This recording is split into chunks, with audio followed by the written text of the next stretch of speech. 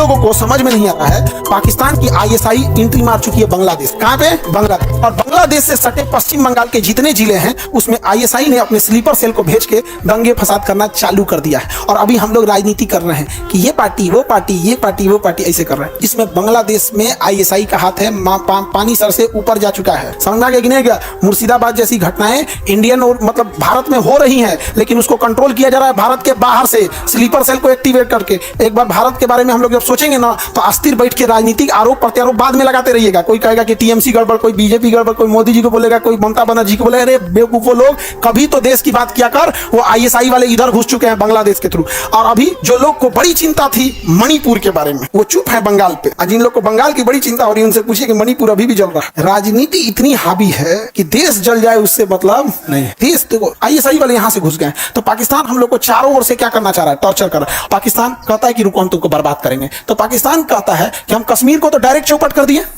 और ये अफीम उत्पादन करता है कि भाई हमारा अफीम बेचेंगे कहां? तो पंजाब में ले आके बेच दिया। उड़ता पंजाब एक मूवी है।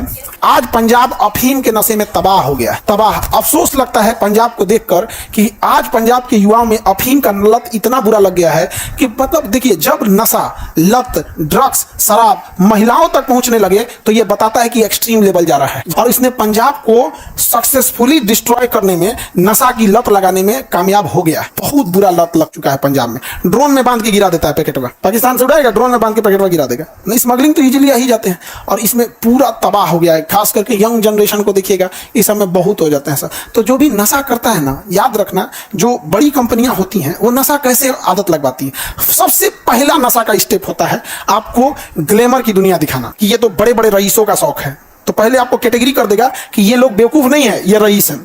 उसके बाद इसे सबसे पहले दिखाएगा आपको कि किसी खुशहाली के टाइम पे आपको नशा करना चाहिए। अरे यार, बर्थडे है, त्योहार है, मैच जीत गया है इंडिया, किसी का शादी ब्याह है, तो तुम ये नशा क्यों? तो सबसे पहले आपको शौकिया दिखलाएगा।